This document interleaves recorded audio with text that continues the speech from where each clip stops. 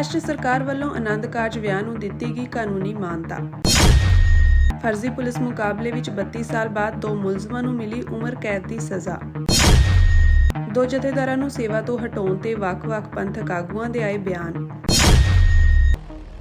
ਮਹਾਰਾਸ਼ਟਰ ਸਰਕਾਰ ਵੱਲੋਂ ਸਿੱਖ ਭਾਈਚਾਰੇ ਦੇ ਆਨੰਦ ਕਾਰਜ ਵਿਆਹ ਨੂੰ ਕਾਨੂੰਨੀ ਮਾਨਤਾ ਦੇ ਦਿੱਤੀ ਗਈ ਹੈ। ਰਾਜ ਭਰ ਵਿੱਚ ਆਨੰਦ ਕਾਰਜ ਮੈਰਿਜ ਐਕਟ ਲਾਗੂ ਕਰਨ ਦੀਆਂ ਹਦਾਇਤਾਂ ਜਾਰੀ ਕੀਤੀਆਂ ਗਈਆਂ ਹਨ। ਸਿੱਖ ਭਾਈਚਾਰੇ ਨੇ ਵੀ ਇਸ ਫੈਸਲੇ ਦਾ ਸਵਾਗਤ ਕੀਤਾ ਹੈ। ਇਹ ਨਿਰਦੇਸ਼ ਰਾਜ ਵਿੱਚ ਸਿੱਖ ਆਨੰਦ ਕਾਰਜ ਵਿਆਹ ਦੀਆਂ ਰਸਮਾਂ ਨੂੰ ਮਾਨਤਾ ਦਿੰਦਾ ਹੈ ਅਤੇ ਸਿੱਖ ਵਿਆਹਾਂ ਦੀ ਰਜਿਸਟ੍ਰੇਸ਼ਨ ਨੂੰ ਸੌਖਾ ਬਣਾਉਂਦਾ ਹੈ।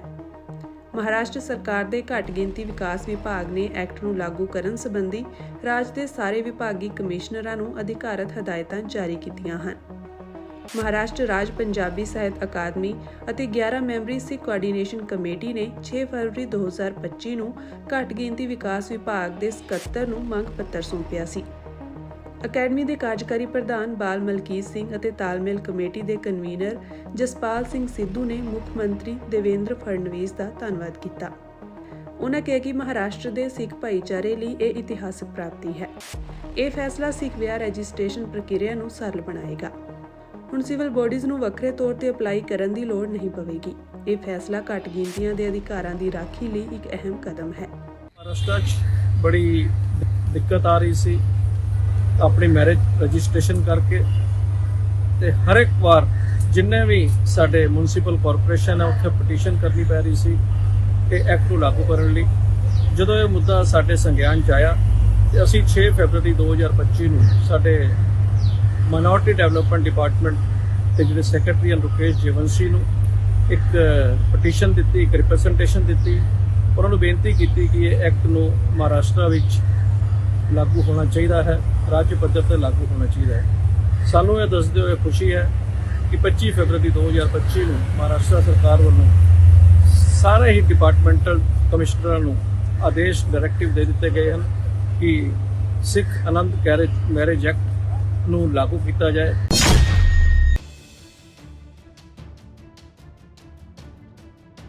ਉੱਨੀ ਸੌ 93 ਦੇ ਤਰਨਤਾਰਨ ਫਰਜ਼ੀ ਐਨਕਾਊਂਟਰ ਮਾਮਲੇ ਵਿੱਚ ਮੁਹਾਲੀ ਸੀਬੀਆਈ ਅਦਾਲਤ ਨੇ ਵੱਡਾ ਫੈਸਲਾ ਸੁਣਾਉਂਦਿਆਂ ਪੰਜਾਬ ਪੁਲਿਸ ਦੇ ਦੋ ਸਾਬਕਾ ਪੁਲਿਸ ਅਧਿਕਾਰੀਆਂ ਨੂੰ ਸਜ਼ਾ ਸੁਣਾਈ ਹੈ।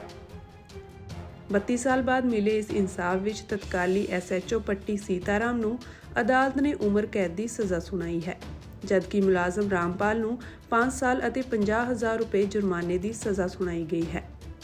ਦੋਸ਼ੀ ਸੀਤਾਰਾਮ ਨੂੰ IPC ਦੀ ਧਾਰਾ 302, 201 ਅਤੇ 218 ਤਹਿਤ ਅਤੇ ਰਾਮਪਾਲ ਨੂੰ ਧਾਰਾ 201 ਅਤੇ 120B ਦੇ ਤਹਿਤ ਸਜ਼ਾ ਦਿੱਤੀ ਗਈ ਹੈ।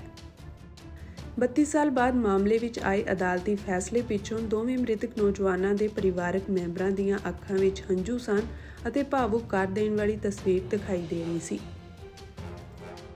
ਇਸ ਮੌਕੇ ਮ੍ਰਿਤਕ ਸੁਖਵੰਤ ਸਿੰਘ ਦੀ ਪਤਨੀ ਨੇ ਕਿਹਾ ਕਿ ਉਹ ਹੁਣ ਮਾਮਲੇ ਵਿੱਚ ਬਰੀ ਹੋਏ ਮੁਲਜ਼ਮਾਂ ਨੂੰ ਵੀ ਸਜ਼ਾ ਦਿਵਾਉਣ ਲਈ ਉੱਪਰਲੀ ਅਦਾਲਤ ਦਾ ਦਰਵਾਜ਼ਾ ਖੜਕਾਉਣਗੇ। ਜ਼ਿਕਰਯੋਗ ਹੈ ਕਿ CBI ਨੇ 1995 ਵਿੱਚ ਦਿੱਤੇ ਗਏ ਸੁਪਰੀਮ ਕੋਰਟ ਦੇ ਹੁਕਮਾਂ ਦੇ ਆਧਾਰ ਤੇ ਇਸ ਮਾਮਲੇ ਵਿੱਚ ਜਾਂਚ ਕੀਤੀ ਸੀ। ਸ਼ੁਰੂ ਵਿੱਚ CBI ਨੇ ਮੁੱਢਲੀ ਜਾਂਚ ਕੀਤੀ ਅਤੇ 27/11/1996 ਨੂੰ ਇੱਕ ਗਿਆਨ ਸਿੰਘ ਦਾ ਬਿਆਨ ਦਰਜ ਕੀਤਾ ਗਿਆ ਅਤੇ ਬਾਅਦ ਵਿੱਚ ਫਿਰ ਫਰਵਰੀ 1997 ਵਿੱਚ CBI ਵੱਲੋਂ ਜੰਮੂ ਵਿਖੇ PP ਕੈਰੋਂ ਅਤੇ PS ਪੱਟੀ ਦੇ ASI ਨੋਰੰਗ ਸਿੰਘ ਅਤੇ ਹੋਰਾਂ ਵਿਰੁੱਧ IPC ਦੀ ਧਾਰਾ 364/34 ਅਧੀਨ ਨਿਯਮਿਤ ਕੇਸ ਦਰਜ ਕੀਤਾ ਗਿਆ। CBI ਦੇ ਵਕੀਲ ਨੇ ਅੱਗੇ ਕਿਹਾ ਕਿ CBI ਨੇ ਸੁਪਰੀਮ ਕੋਰਟ ਦੇ ਹੁਕਮਾਂ ਦੇ ਆਧਾਰ ਤੇ ਜਾਂਚ ਕੀਤੀ, ਜੋ ਇਹ ਸਾਬਿਤ ਕਰਦੇ ਹਨ ਕਿ 30/1/1993 ਨੂੰ ਗੁਰਦੇਵ ਸਿੰਘ ਉਰਫ ਦੇਬਾ ਪੁੱਤਰ ਗਿਆਨ ਸਿੰਘ ਵਾਸੀ ਗਲੀਲੀਪੁਰ ਤਰਨਤਾਰਨ ਨੂੰ ਪੁਲਿਸ ਚੌਂਕੀ ਕਰਨ ਤਰਨਤਾਰਨ ਦੇ ਇੰਚਾਰਜ ASI ਨੋਰੰਗ ਸਿੰਘ ਦੀ ਅਗਵਾਈ ਵਾਲੀ ਪੁਲਿਸ ਪਾਰਟੀ ਦੁਆਰਾ ਉਸ ਦੀ ਰਿਹਾਇਸ਼ ਤੋਂ ਚੁੱਕਿਆ ਗਿਆ ਸੀ ਅਤੇ ਇਸ ਤੋਂ ਬਾਅਦ 5/2/1993 ਨੂੰ ਇੱਕ ਹੋਰ ਨੌਜਵਾਨ ਸੁਖਵੰਤ ਸਿੰਘ ਨੂੰ ASI ਦੀਦਾਰ ਸਿੰਘ ਦੀ ਅਗਵਾਈ ਵਾਲੀ ਪੁਲਿਸ ਪਾਰਟੀ ਵੱਲੋਂ PS ਪੱਟੀ ਤਰਨਤਾਰਨ ਦੇ ਪਿੰਡ ਬਾਮਣੀਵਾਲਾ ਤਰਨਤਾਰਨ ਵਿਖੇ ਉਸ ਦੀ ਰਿਹਾਇਸ਼ ਤੋਂ ਚੁੱਕਿਆ ਗਿਆ ਸੀ। ਬਾਅਦ ਵਿੱਚ ਦੋਵਾਂ ਨੂੰ 6/2/1993 ਨੂੰ ਥਾਣਾ ਪੱਟੀ ਦੇ ਭਾਗੂਪੁਰ ਖੇਤਰ ਵਿੱਚ ਇੱਕ ਮੁਕਾਬਲੇ ਵਿੱਚ ਮਾਰੇ ਗਏ ਦਿਖਾਇਆ ਗਿਆ ਅਤੇ ਮੁਕਾਬਲੇ ਦੀ ਕਹਾਣੀ ਬਣਾ ਕੇ ਥਾਣਾ ਪੱਟੀ ਤਰਨਤਾਰਨ ਵਿਖੇ ਕੇਸ FIR ਨੰਬਰ 9/1993 ਦਰਜ ਕੀਤਾ ਗਿਆ। ਦੋਵਾਂ ਮ੍ਰਿਤਕਾਂ ਦੀਆਂ ਲਾਸ਼ਾਂ ਦਾ ਸੰਸਕਾਰ ਲਾਵਾਰਸ ਹਾਲਤ ਵਿੱਚ ਕਰ ਦਿੱਤਾ ਗਿਆ ਅਤੇ ਪਰਿਵਾਰਾਂ ਨੂੰ ਨਹੀਂ ਸੌਂਪਿਆ ਗਿਆ। ਉਸ ਸਮੇਂ ਪੁਲਿਸ ਵੱਲੋਂ ਦਾਅਵਾ ਕੀਤਾ ਗਿਆ ਸੀ ਕਿ ਦੋਵੇਂ ਕਤਲ ਜ਼ਬਰਦਸਤੀ ਆਦਿ ਦੇ 300 ਮਾਮਲਿਆਂ ਵਿੱਚ ਸ਼ਾਮਿਲ ਸਨ, ਪਰ ਸੀਬੀਆਈ ਜਾਂਚ ਦੌਰਾਨ ਇਹ ਤੱਥ ਗਲਤ ਪਾਏ ਗਏ।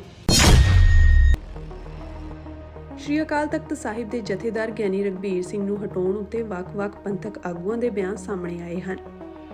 ਇਸ ਤੇ ਬੀਬੀ ਜਗੀਰ ਕੌਰ ਦਾ ਵੱਡਾ ਬਿਆਨ ਸਾਹਮਣੇ ਆਇਆ ਹੈ। ਉਹਨਾਂ ਨੇ ਕਿਹਾ ਕਿ ਅੱਜ ਕੌਮ ਦਾ ਬਹੁਤ ਵੱਡਾ ਨੁਕਸਾਨ ਹੋਇਆ ਹੈ। 2 ਦਸੰਬਰ ਦੇ ਫੈਸਲੇ ਨੇ ਦੁਨੀਆ ਵਿੱਚ ਧੱਕ ਪਾ ਦਿੱਤੀ ਸੀ। ਇਹਨਾਂ ਨੇ ਆਪਣੀ ਤਾਨਾਸ਼ਾਹੀ ਨਾਲ ਬਹੁਤ ਵੱਡਾ ਨੁਕਸਾਨ ਕੀਤਾ ਹੈ। ਬੀਬੀ ਜਗੀਰ ਕੌਰ ਨੇ ਕਿਹਾ ਕਿ ਇਹਨਾਂ ਨੇ ਇੰਦਰਾ ਗਾਂਧੀ ਨੂੰ ਭੁਲਾ ਦੇਣਾ ਹੈ, ਕਿਉਂਕਿ ਉਸ ਨੇ ਸ਼੍ਰੀ ਅਕਾਲ ਤਖਤ ਸਾਹਿਬ ਉੱਤੇ ਹਮਲਾ ਕੀਤਾ ਸੀ, ਪਰ ਅਕਾਲੀ ਦਲ ਨੇ ਸਿਧਾਂਤਾਂ ਉੱਤੇ ਹੀ ਹਮਲਾ ਕਰ ਦਿੱਤਾ ਹੈ। ਉਹਨਾਂ ਨੇ ਕਿਹਾ ਕਿ 2 ਦਸੰਬਰ ਵਾਲੇ ਫੈਸਲੇ ਤੋਂ ਬਾਅਦ ਜਥੇਦਾਰਾਂ ਨੂੰ ਹਟਾਉਣਾ ਸਿੱਖ ਕੌਮ ਲਈ ਬੜੀ ਨਿਰਾਸ਼ਾ ਵਾਲੀ ਗੱਲ ਹੈ। ਉਹਨਾਂ ਨੇ ਕਿਹਾ ਕਿ 5 ਮੈਂਬਰੀ ਕਮੇਟੀ ਅਕਾਲੀ ਦਲ ਦੀ ਭਰਤੀ ਕਰਕੇ ਪੁਨਰ ਸੁਰਜੀਤੀ ਕਰੇਗੀ ਅਤੇ ਜਿਹੜੇ ਲੀਡਰ ਸੁਖਬੀਰ ਬਾਦਲ ਨਾਲ ਤੁਰੀ ਫਿਰਦੇ ਹਨ ਉਹ ਵੀ ਕੁਝ ਸਮੇਂ ਬਾਅਦ ਛੱਡ ਕੇ ਚਲੇ ਜਾਣਗੇ। ਉਹਨਾਂ ਨੇ ਕਿਹਾ ਕਿ ਅਕਾਲੀ ਦਲ ਸਿੱਖੀ ਸਿਧਾਂਤਾਂ ਨੂੰ ਨਹੀਂ ਮੰਨ ਰਿਹਾ। ਬੀਬੀ ਜਗੀਰ ਕੌਰ ਨੇ ਇਹ ਵੀ ਕਿਹਾ ਕਿ ਗਿਆਨੀ ਹਰਪ੍ਰੀਤ ਸਿੰਘ ਦੀ ਕਿਰਦਾਰਕੁਸ਼ੀ ਕਰਨ ਨਾਲ ਸਿੱਖ ਕੌਮ ਦਾ ਨੁਕਸਾਨ ਹੋਇਆ ਹੈ। ਗਿਆਨੀ ਰਘਬੀਰ ਸਿੰਘ ਨੂੰ ਹਟਾਉਣ ਤੋਂ ਬਾਅਦ ਬਲਜੀਤ ਸਿੰਘ ਦਾਦੂਵਾਲ ਨੇ ਕਿਹਾ ਕਿ ਬੜੀ ਦੁਵਿਧਾ ਵਾਲੀ ਗੱਲ ਹੈ ਕਿ ਪ੍ਰਧਾਨ ਤੋਂ ਬਿਨਾਂ ਹੀ ਜਥੇਦਾਰ ਨੂੰ ਹਟਾ ਦਿੱਤਾ ਗਿਆ ਹੈ। ਬਲਜੀਤ ਸਿੰਘ ਦਾਦੂਵਾਲ ਨੇ ਕਿਹਾ ਕਿ ਜਥੇਦਾਰ ਲਗਾਉਣ ਲਈ ਕੋਈ ਵਿਧੀ ਹੋਣੀ ਚਾਹੀਦੀ ਹੈ ਅਤੇ ਹਟਾਉਣ ਦਾ ਵੀ ਢਾਂਚਾ ਹੋਣਾ ਚਾਹੀਦਾ ਹੈ। ਉਹਨਾਂ ਨੇ ਕਿਹਾ ਕਿ ਜਦੋਂ ਤੱਕ ਜਥੇਦਾਰ ਸ਼੍ਰੋਮਣੀ ਕਮੇਟੀ ਦੇ ਹੁਕਮ ਮੰਨਦੇ ਹਨ ਉਦੋਂ ਤੱਕ ਸੇਵਾਵਾਂ ਜਾਰੀ ਰਹਿੰਦੀਆਂ ਹਨ। ਜਦੋਂ ਇਹ ਕਮੇਟੀ ਦੇ ਮੈਂਬਰਾਂ ਦਾ ਕਹਿਣਾ ਮੰਨਣਾ ਹਟ ਜਾਂਦੇ ਹਨ ਉਦੋਂ ਹੀ ਇਹਨਾਂ ਨੂੰ ਹਟਾ ਦਿੱਤਾ ਜਾਂਦਾ ਹੈ। ਅੰਤਰਿਮ ਕਮੇਟੀ ਦੀ ਮੀਟਿੰਗ ਤੋਂ ਬਾਅਦ ਗਿਆਨੀ ਰਘਬੀਰ ਸਿੰਘ ਤੇ ਆਏ ਫੈਸਲੇ ਤੋਂ ਬਾਅਦ ਪ੍ਰੋਫੈਸਰ ਪ੍ਰੇਮ ਸਿੰਘ ਚੰਦੂਮਾਜਰਾ ਦਾ ਵੀ ਬਿਆਨ ਸਾਹਮਣੇ ਆਇਆ ਹੈ।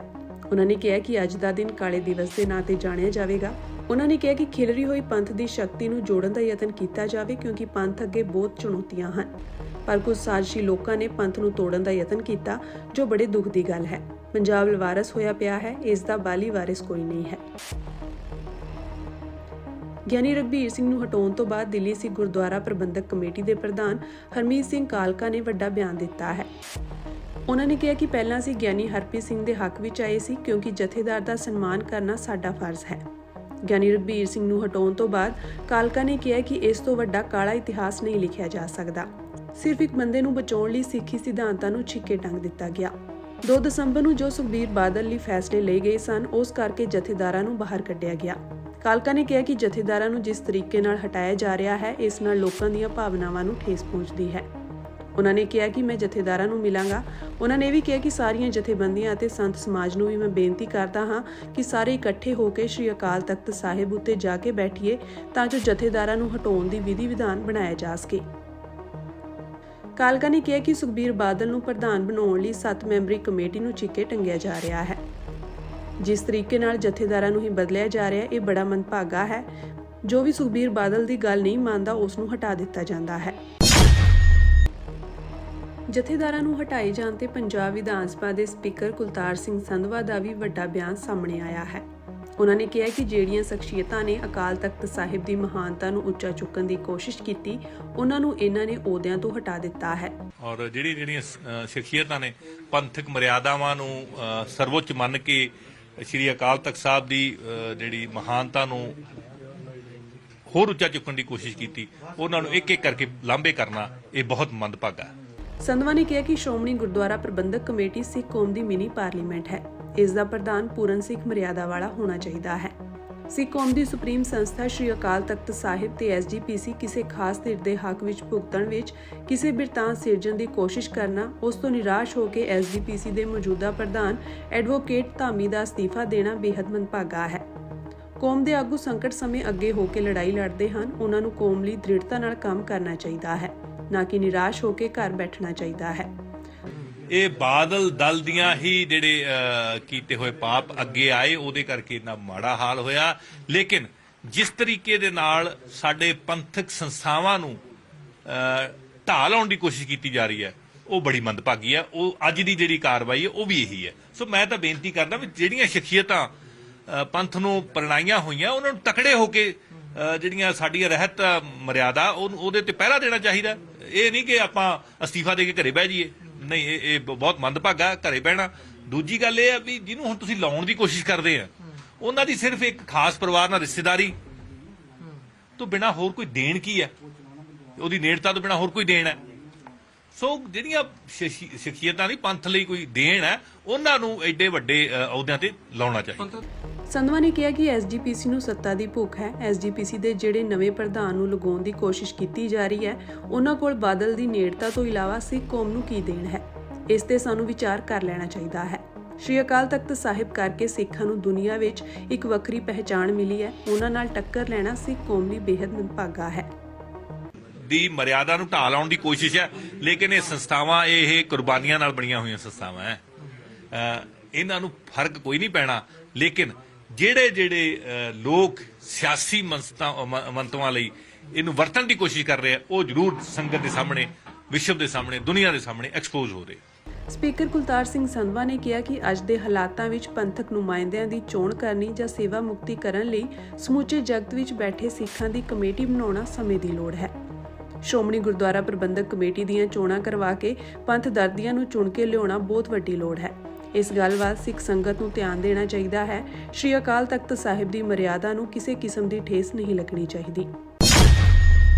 ਗਿਆਨੀ ਰਘਵੀਰ ਸਿੰਘ ਨੂੰ ਜਥੇਦਾਰ ਸਾਹਿਬ ਦੀਆਂ ਸਭਾਵਾਂ ਤੋਂ ਪਾਸੇ ਕਰਤਾ, ਬਰਖਾਸਤ ਕਰਤਾ। ਅੰਤਰਿਮ ਕਮੇਟੀ ਨੇ ਸ਼੍ਰੀ ਅਕਾਲ ਤਖਤ ਸਾਹਿਬ ਦੇ ਜਥੇਦਾਰ ਗਿਆਨੀ ਰਘਬੀਰ ਸਿੰਘ ਦੀਆਂ ਸੇਵਾਵਾਂ ਖਤਮ ਕਰ ਦਿੱਤੀਆਂ ਹਨ। ਇਹ ਦਾਅਵਾ ਸ਼੍ਰੋਮਣੀ ਕਮੇਟੀ ਦੇ ਮੈਂਬਰ ਕੁਲਵੰਤ ਸਿੰਘ ਪੁੜੈਨ ਨੇ ਕੀਤਾ। ਕੁਲਵੰਤ ਸਿੰਘ ਪੁੜੈਨ ਦਾ ਕਹਿਣਾ ਹੈ ਕਿ ਜਥੇਦਾਰ ਗਿਆਨੀ ਰਘਬੀਰ ਸਿੰਘ ਨੂੰ ਅਹੁਦੇ ਤੋਂ ਹਟਾਇਆ ਗਿਆ ਹੈ ਅਤੇ ਧਾਮੀ ਦੇ ਅਸਤੀਫੇ ਉੱਤੇ ਕੋਈ ਵਿਚਾਰ ਨਹੀਂ ਕੀਤਾ ਗਿਆ। ਗਿਆਨੀ ਰਘਬੀਰ ਸਿੰਘ ਨੂੰ ਜਥੇਦਾਰ ਸਾਹਿਬ ਦੀਆਂ ਸਭਾਵਾਂ ਤੋਂ ਪਾਸੇ ਕਰਤਾ, ਬਰਖਾਸਤ ਕਰਤਾ। ਸ਼੍ਰੋਮਣੀ ਗੁਰਦੁਆਰਾ ਪ੍ਰਬੰਧਕ ਕਮੇਟੀ ਦੀ ਅੰਤਰਿਮ ਕਮੇਟੀ ਨੇ ਦੂਜਾ ਵੱਡਾ ਫੈਸਲਾ ਲੈਂਦਿਆਂ ਤਖਤ ਸ੍ਰੀ ਕੇਸਗੜ੍ਹ ਸਾਹਿਬ ਦੇ ਜਥੇਦਾਰ ਗਿਆਨੀ ਸੁਲਤਾਨ ਸਿੰਘ ਨੂੰ ਵੀ ਸੇਵਾ ਮੁਕਤ ਕਰ ਦਿੱਤਾ ਹੈ। ਕੁਲਦੀਪ ਸਿੰਘ ਕੇਸਗੜ੍ਹ ਸਾਹਿਬ ਦੇ ਨਵੇਂ ਜਥੇਦਾਰ ਹੋਣਗੇ ਅਤੇ ਅਕਾਲ ਤਖਤ ਸਾਹਿਬ ਦਾ ਵਾਧੂ ਚਾਰਜ ਵੀ ਸੰਭਾਲਣਗੇ। ਬੇਸ਼ੱਕ ਏਜੰਡੇ 'ਚ ਹੈ ਨਹੀਂ ਸੀਗਾ, ਪਰ ਜਿਸ ਗੱਲ ਦੀ ਚਰਚਾ ਸੀਗੀ ਉਹ ਸੱਚ ਸਾਬਤ ਹੋ ਗਈ ਹੈ। ਗਿਆਨੀ ਰਘਬੀਰ ਸਿੰਘ ਨੂੰ ਹਟਾ ਦਿੱਤਾ ਗਿਆ। ਗਿਆਨੀ ਰਘਬੀਰ ਸਿੰਘ ਨੂੰ ਜਥੇਦਾਰ ਸਾਹਿਬ ਦੀਆਂ ਸਭਾਵਾਂ ਤੋਂ ਪਾਸੇ ਕਰਤਾ, ਬਰਖਾਸਤ ਕਰਤਾ। ਲਾਈਵ ਕਰੋ ਜਲਦੀ। ਕਿੱਦਾਂ ਦੇਖਦੇ ਹੋ ਇਸ ਕਾਰਵਾਈ ਨੂੰ? ਜਲਦੀ। ਬਹੁਤ ਹੀ, ਮੈਂ ਇਹ ਗੱਲ ਕਹਿਣਾ, ਉਹਨਾਂ ਨੇ ਜਿਹੜਾ ਮਤਾ ਲਿਆਂਦਾ ਹੈ, ਮਤੇ ਦੇ ਵਿੱਚ ਸਾਨੂੰ ਟੇਬਲ ਨਹੀਂ ਕੀਤਾ। ਮਤਾ ਹਮੇਸ਼ਾ ਦੀ ਤਰ੍ਹਾਂ ਪੜ੍ਹ ਕੇ ਸੁਣਾਇਆ ਗਿਆ। ਜਿੰਨਾ ਕੁ ਵਿੱਚ ਲਿਖਿਆ, ਗਿਆਨੀ ਰਘਬੀਰ ਸਿੰਘ ਕਹਿੰਦੇ ਆਸਮਰੱਥ ਹੈ, ਉਹ ਸਮਰੱਥ ਨੇ ਪੰਥ ਦੀ ਨੁਮਾਇੰਦਗੀ ਕਰਨ ਦੇ। ਬੜੇ ਚਿਰ ਬਾਅਦ ਸੰਗਤ ਤੇ ਅਸੀਂ ਕਹਿੰਦੇ ਸੀ ਸਮਰੱਥ ਜਥੇਦਾਰ ਬਣਨ ਜਾ ਰਿਹਾ, ਪਰ ਉਹ ਕਹਿੰਦੇ ਆਸਮਰੱਥ ਆ। ਹੱਥ ਧਰਮੀ ਆ, ਕਹਿੰਦੇ ਪੰਥ ਪ੍ਰਸਤ ਨੀਗਾ, ਵਿਦੇਸ਼ ਜਾਣ ਲੱਗੇ ਨਹੀਂ ਸੀ ਦੱਸਦੇ, ਮਰਿਆਦਾ ਦੀ ਉਲੰਘਣਾ ਕੀਤੀ ਆ।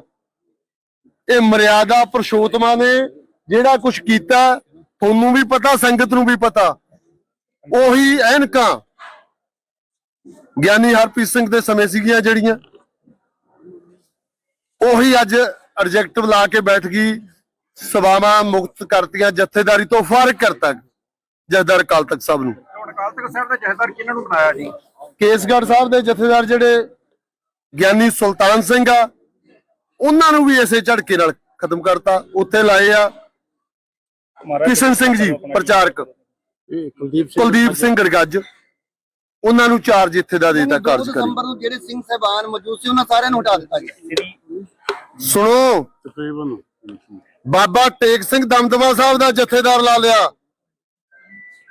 ਅੱਜ ਇਹ ਜਥੇਦਾਰ ਲਾਉਣ ਵਾਲਿਆਂ ਤੋਂ ਪੁੱਛ ਲਿਓ ਸਵਾਲ, ਜਿਹੜੇ ਮਣਾ ਦੇ ਪੱਥਰ ਟੇਕ ਸਿੰਘ ਤੇ ਸਿੱਟਦੇ ਰਹੇ ਹੋ ਤੁਸੀਂ, ਅੱਜ ਉਹਦੀ ਜਸਟੀਫਾਈਜ਼ ਕਿਵੇਂ ਕਰੋਗੇ?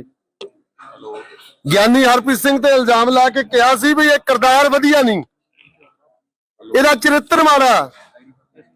ਅੱਜ ਟੇਕ ਸਿੰਘ ਨੂੰ ਕਿਹੜੇ ਵਾਸ਼ਿੰਗ ਪਾਊਡਰ ਨਾਲ ਧੋ ਕੇ ਅੱਜ ਦਮਦਮਾ ਸਾਹਿਬ ਦਾ ਜਥੇਦਾਰ ਲਾਤਾ? ਨਹੀਂ, ਕੇਸਗੜ੍ਹ ਸਾਹਿਬ ਦਮਦਮਾ ਸਾਹਿਬ ਦਾ ਜਥੇਦਾਰ ਲਾਇਆ। ਕੇਸਗੜ੍ਹ ਸਾਹਿਬ ਦਾ ਦੇਖੋ, ਅੱਤ ਹੋ ਗਈ। ਹੁਣ ਕੌਮ ਨੂੰ ਸੋਚਣਾ ਪੈਣਾ, ਸਿੱਖਾਂ ਨੂੰ ਵੀ ਸੋਚਣਾ ਪੈਣਾ। ਹੁਣ ਇਹ ਨਾ ਸੋਚਿਓ ਵੀ ਸ਼੍ਰੋਮਣੀ ਕਮੇਟੀ ਦੇ ਵਿੱਚ ਵੀ ਹੁਣ ਬਦਲਾਅ ਆ ਜਾਊਗਾ, ਕਿਉਂਕਿ ਇਹਦਾ ਸਿਰੇ ਦਾ ਹਥਿਆਰ ਇਹਨਾਂ ਨੇ ਚਲਾਤੇ। 2 ਤਰੀਕ ਨੂੰ ਜੋ ਫੈਸਲੇ ਹੋਏ ਸੀਗੇ, ਉਹ ਫੈਸਲਿਆਂ ਤੋਂ ਲੈ ਕੇ ਇਹਨਾਂ ਨੇ ਜਿਹੜੀ ਗੱਲ ਦਿਲ 'ਚ ਸੀਗੀ ਵੀ ਸਾਡੀ ਰਾਜਨੀਤਿਕ ਉਥਾਨ ਦੇ ਵਿੱਚ ਇਹ ਜਥੇਦਾਰ ਸਾਹਿਬ ਰੁਕਾਵਟ ਬਣਦੇ ਆ, ਇਹ ਰਬੜ ਦੀਆਂ ਮੋਹਰਾਂ ਬਣਾਉਣੇ ਚਾਹੁੰਦੇ ਸੀ। 2 ਤਖਤਾਂ ਦੇ ਜਥੇਦਾਰ ਵੀ ਅੱਜ ਤਬਦੀਲ ਕਰ ਦਿੱਤੇ ਗਏ ਨੇ। ਕਾਰਨ 2 ਦਸੰਬਰ ਨੂੰ ਜਾਰੀ ਹੁਕਮਨਾਮਾ। ਮੈਨੂੰ ਲਾਉਣ ਪਿੱਛੇ ਵੀ, ਮੇਰਾ ਵੀ ਕਿਰਦਾਰਕੁਸ਼ੀ ਕਰਨ ਪਿੱਛੇ ਜਿਹੜਾ ਮੁੱਖ ਕਾਰਨ ਸੀ ਉਹ ਸਿਰਫ ਤੇ ਸਿਰਫ 2 ਦਸੰਬਰ ਦਾ ਹੁਕਮਨਾਮਾ ਸੀ। ਸ਼੍ਰੋਮਣੀ ਗੁਰਦੁਆਰਾ ਪ੍ਰਬੰਧਕ ਕਮੇਟੀ ਦੀ ਅੰਤਰਿਮ ਕਮੇਟੀ ਨੇ ਅੱਜ ਇੱਕ ਅਹਿਮ ਫੈਸਲਾ ਲੈਂਦਿਆਂ ਸ਼੍ਰੀ ਅਕਾਲ ਤਖਤ ਸਾਹਿਬ ਦੇ ਜਥੇਦਾਰ ਗਿਆਨੀ ਰਘਬੀਰ ਸਿੰਘ ਅਤੇ ਤਖਤ ਸ਼੍ਰੀ ਕੇਸਗੜ੍ਹ ਸਾਹਿਬ ਦੇ ਜਥੇਦਾਰ ਗਿਆਨੀ ਸੁਲਤਾਨ ਸਿੰਘ ਨੂੰ ਲਾਂਭੇ ਕਰ ਦਿੱਤਾ। ਸਾਬਕਾ ਜਥੇਦਾਰ ਗਿਆਨੀ ਹਰਪ੍ਰੀਤ ਸਿੰਘ ਨੇ 2 ਤਖਤਾਂ ਦੇ ਜਥੇਦਾਰਾਂ ਨੂੰ ਲਾਂਭੇ ਕਰਨ ਦੇ ਫੈਸਲੇ ਤੇ ਟਿੱਪਣੀ ਕਰਦੇ ਹੋਏ ਕਿਹਾ ਕਿ ਅੱਜ ਦਾ ਦਿਨ ਸਿੱਖ ਕੌਮ, ਸਿੱਖ ਸੰਸਥਾਵਾਂ ਤੇ ਸਾਰਿਆਂ ਲਈ ਕਾਲਾ ਦਿਨ ਹੈ। ਵਾਹਿਗੁਰੂ ਜੀ ਕਾ ਖਾਲਸਾ, ਵਾਹਿਗੁਰੂ ਜੀ ਕੀ ਫਤਿਹ। ਅੱਜ ਸਿੱਖ ਕੌਮ ਲਈ, ਪੰਥਕ ਸੰਸਥਾਵਾਂ ਲਈ ਔਰ ਸਭ ਲਈ ਬਲੈਕ ਡੇ ਹੈ, ਮਤਲਬ ਕਾਲਾ ਦਿਨ ਹੈ। 2 ਤਖਤਾਂ ਦੇ ਜਥੇਦਾਰ ਵੀ ਅੱਜ ਤਬਦੀਲ ਕਰ ਦਿੱਤੇ ਗਏ ਨੇ। ਕਾਰਨ 2 ਦਸੰਬਰ ਨੂੰ ਜਾਰੀ ਹੁਕਮਨਾਮਾ। ਅੱਜ 2 ਤਖਤਾਂ ਦੇ ਜਥੇਦਾਰਾਂ ਨੂੰ ਲਾਂਭੇ ਕਰ ਦਿੱਤਾ ਗਿਆ। ਦੋਵਾਂ ਨੂੰ ਹਟਾਉਣ ਦਾ ਕਾਰਨ 2 ਦਸੰਬਰ ਵਾਲਾ ਹੁਕਮਨਾਮਾ ਹੈ। ਮੇਰੀ ਕਿਰਦਾਰਕੁਸ਼ੀ ਪਿੱਛੇ ਵੀ 2 ਦਸੰਬਰ ਵਾਲਾ ਹੁਕਮਨਾਮਾ ਸੀ।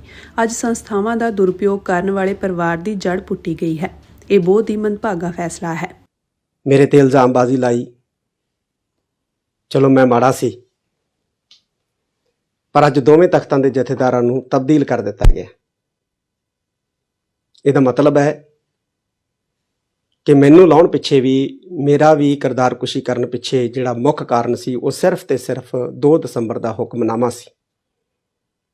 ਇਸ ਲਈ ਮੈਂ ਇਹਨੂੰ ਅੱਜ ਸਿੱਖ ਇਤਿਹਾਸ ਦਾ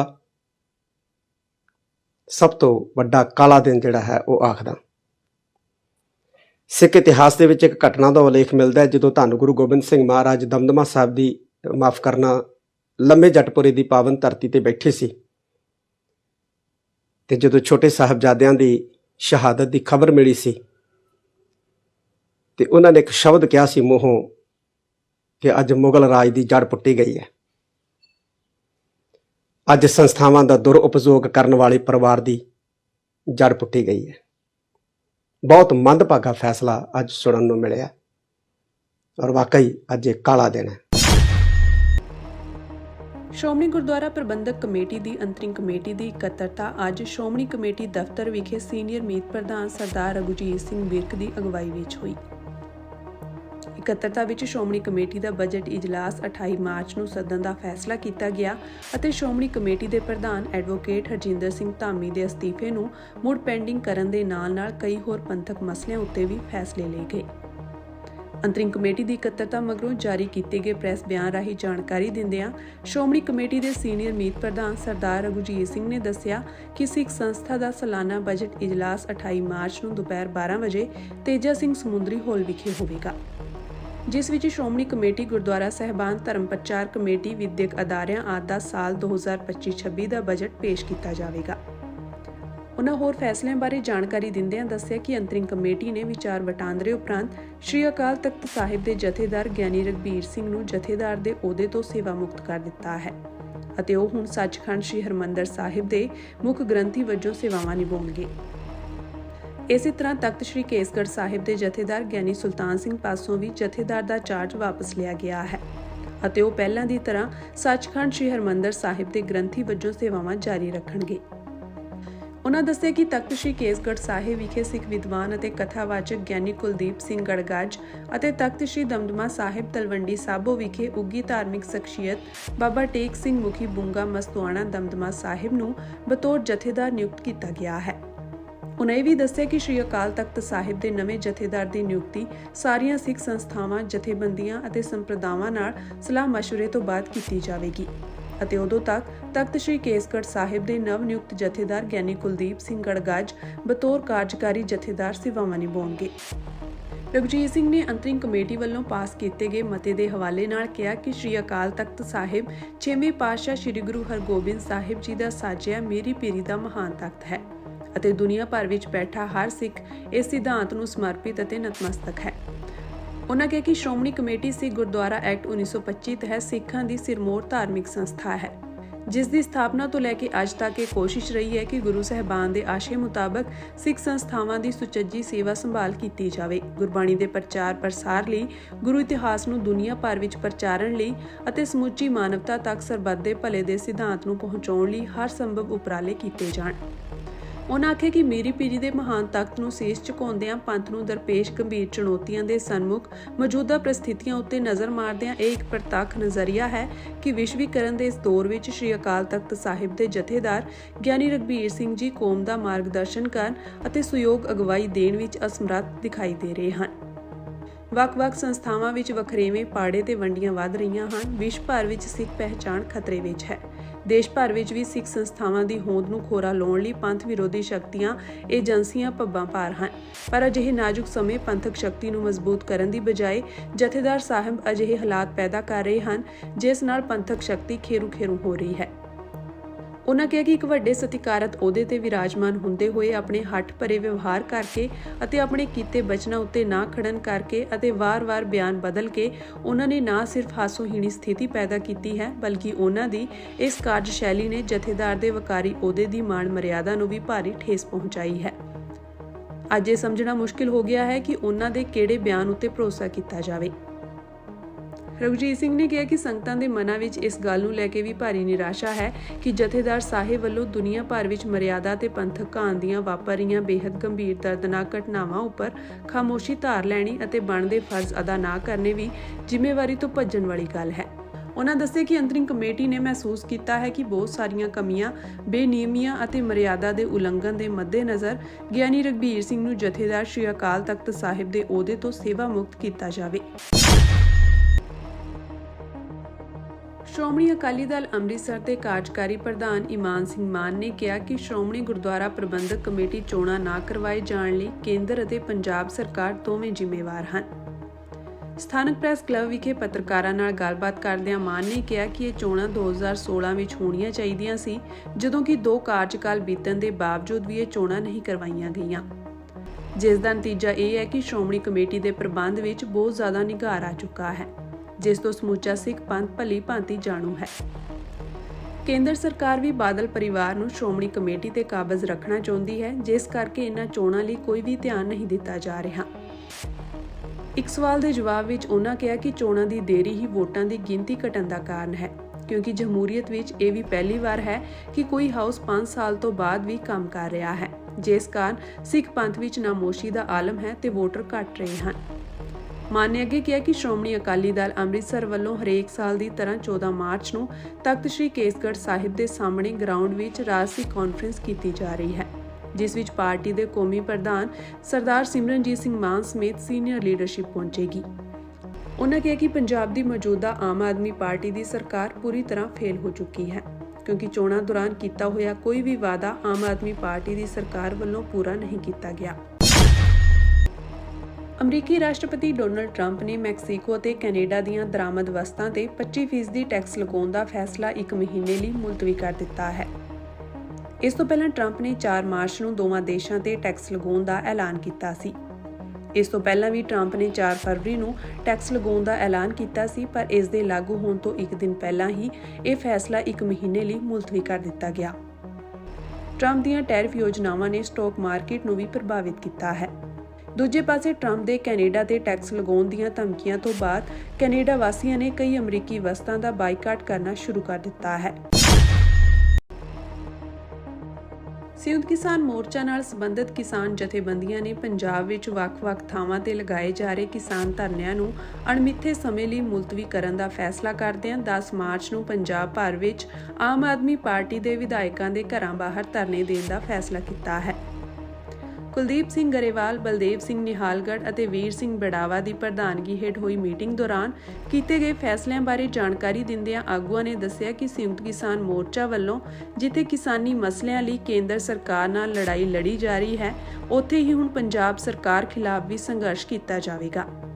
ਉਨ੍ਹਾਂ ਕਿਹਾ ਕਿ 3 ਮਾਰਚ ਨੂੰ ਮੁੱਖ ਮੰਤਰੀ ਭਗਵੰਤ ਮਾਨ ਨਾਲ ਹੋਈ ਮੀਟਿੰਗ ਦੌਰਾਨ ਕੋਈ ਵੀ ਫੈਸਲਾ ਨਾ ਹੋਣ ਕਾਰਨ ਜਥੇਬੰਦੀ ਨੇ ਜ਼ੋਰਦਾਰ ਸੰਘਰਸ਼ ਕਰਨ ਦਾ ਫੈਸਲਾ ਕੀਤਾ ਹੈ, ਜਿਸ ਤਹਿਤ 10 ਮਾਰਚ ਨੂੰ ਆਮ ਆਦਮੀ ਪਾਰਟੀ ਦੇ ਵਿਧਾਇਕਾਂ ਦੇ ਘਰਾਂ ਬਾਹਰ ਸਵੇਰੇ 11 ਵਜੇ ਤੋਂ ਬਾਅਦ ਦੁਪਹਿਰ 3 ਵਜੇ ਤੱਕ ਧਰਨੇ ਦਿੱਤੇ ਜਾਣਗੇ। ਅੱਜ ਜਿਹੜੇ ਸਾਡੇ ਧਰਨੇ ਨੇ ਇਹ ਹੁਣੀ ਤੁਰੰਤ ਬਾਅਦ ਇਹ ਸਾਰੇ ਪੰਜਾਬ ਦੇ ਵਿੱਚੋਂ ਉਠਾ ਲਏ ਜਾਣਗੇ। ਸਾਰੇ ਸਾਥੀ ਹੁਣ ਆਪਣੇ ਘਰਾਂ ਨੂੰ ਜਾਣਗੇ। ਇਹ ਸਾਡਾ ਧਰਨਿਆਂ ਬਾਰੇ ਫੈਸਲਾ ਪਹਿਲਾ ਵੱਡਾ। ਦੂਸਰਾ ਹੈਗਾ ਕਿ ਅਗਲਾ ਐਕਸ਼ਨ ਜਿਹੜਾ 3 ਮਾਰਚ ਦੀ ਮੁੱਖ ਮੰਤਰੀ ਨੇ ਮੀਟਿੰਗ ਸੱਦ ਕੇ ਆਪਦੇ ਘਰੇ ਕਿਸਾਨ SKM ਦੀ ਕਿਸਾਨ ਜਥੇਬੰਦੀਆਂ ਦੇ ਆਗੂਆਂ ਦੀ, ਜਿਨ੍ਹਾਂ ਦਾ ਤਜਰਬਾ ਪਿਛਲੇ ਲੰਮੇ ਸਮੇਂ ਦੇ ਵਿੱਚ 50-50 ਸਾਲ ਦਾ ਵੀ ਹੈ, 40-40 ਸਾਲ ਦਾ, ਉਹਨਾਂ ਦੀ ਇੱਕ ਤਰ੍ਹਾਂ ਨਾਲ ਬੇਇੱਜ਼ਤੀ ਕੀਤੀ ਹੈ। ਉਸ ਨੂੰ ਧਿਆਨ 'ਚ ਰੱਖ ਕੇ ਸਾਰੇ ਕਿਸਾਨ ਜਗਤ ਦੇ ਵਿੱਚ ਵੱਡਾ ਰੋਸ ਹੈ। ਉਸ ਨੂੰ ਸਮਝਦਿਆਂ ਹੋਇਆਂ ਅਸੀਂ 10 ਮਾਰਚ ਨੂੰ ਜਿਹੜਾ ਹੈਗਾ ਸਾਰੇ ਹੁਕਮਰਾਨ ਪਾਰਟੀ ਦੇ MLA ਸਾਹਿਬਾਨ ਦੇ ਦਫ਼ਤਰਾਂ ਘਰਾਂ ਅੱਗੇ ਜ਼ਬਰਦਸਤ ਰੋਸ ਵਿਖਾਵੇ ਕਰਨੇ ਨੇ, ਜਿਹੜੇ 11 ਵਜੇ ਤੋਂ ਲੈ ਕੇ 4 ਵਜੇ ਤੱਕ 10 ਮਾਰਚ ਨੂੰ ਜਾਰੀ ਰਹਿਣਗੇ। ਹਰਿੰਦਰ ਸਿੰਘ ਲੱਖੋਵਾਲ ਨੇ ਦੱਸਿਆ ਕਿ ਸੰਯੁਕਤ ਕਿਸਾਨ ਮੋਰਚਾ ਵੱਲੋਂ ਕਿਸਾਨ ਮਸਲਿਆਂ ਸੰਬੰਧੀ ਮੁੱਖ ਮੰਤਰੀ ਭਗਵੰਤ ਮਾਨ ਨੂੰ ਬਹਿਸ ਕਰਨ ਦਾ ਮੁੜ ਸੱਦਾ ਦਿੱਤਾ ਗਿਆ ਹੈ, ਜਿਸ ਤਹਿਤ ਕਿਸਾਨਾਂ ਦਾ 5 ਮੈਂਬਰੀ ਵਫਦ 15 ਮਾਰਚ ਨੂੰ ਮੁੱਖ ਮੰਤਰੀ ਦੇ ਗ੍ਰਹਿ ਵਿਖੇ ਜਾ ਕੇ ਕਿਸਾਨੀ ਮਸਲਿਆਂ ਸੰਬੰਧੀ ਮੁੱਖ ਮੰਤਰੀ ਨਾਲ ਬਹਿਸ ਕਰੇਗਾ। ਦੂਜਾ ਅਸੀਂ ਭਗਵੰਤ ਮਾਨ ਮੁੱਖ ਮੰਤਰੀ ਨੂੰ ਤੇ ਉਹਨਾਂ ਦੀ ਸਰਕਾਰ ਨੂੰ ਚੈਲੰਜ ਕਰਦੇ ਹਾਂ ਵੀ ਆਓ 15 ਤਰੀਕ ਨੂੰ ਸਾਡੀ ਮੀਟਿੰਗ ਹੋਊ ਚੰਡੀਗੜ੍ਹ। ਉਸ ਦਿਨ ਸਾਨੂੰ ਕੋਈ ਡੇਟ ਦੇ ਦਿਓ, ਕੋਈ ਸਮਾਂ ਦੇ ਦਿਓ, ਸਾਨੂੰ ਸਥਾਨ ਦੇ ਦਿਓ। ਅਸੀਂ ਡਿਬੇਟ ਲਈ 5 ਲੀਡਰਾਂ ਦੀ ਡਿਊਟੀ ਲਾਵਾਂਗੇ। ਜਿੱਥੇ ਉਹ ਕਹਿਣਗੇ, ਜਿਹੜੀਆਂ ਉਹ ਮੰਗਾਂ ਕਹਿੰਦੇ ਆ ਵੀ ਇਹ ਹਿੰਦੁਸਤਾਨ ਸਰਕਾਰ ਨਾਲ ਸੰਬੰਧਿਤ ਨੇ, ਭਾਰਤ ਸਰਕਾਰ ਨਾਲ ਸੰਬੰਧਿਤ ਆ, ਅਸੀਂ ਦੱਸਾਂਗੇ ਵੀ ਸਾਰੀਆਂ ਮੰਗਾਂ ਉਹ ਪੰਜਾਬ ਨਾਲ ਸੰਬੰਧਿਤ ਨੇ। ਅੱਜ ਤੋਂ ਤੁਸੀਂ 12-13 ਮਹੀਨੇ ਪਹਿਲਾਂ ਉਹ ਮੰਗਾਂ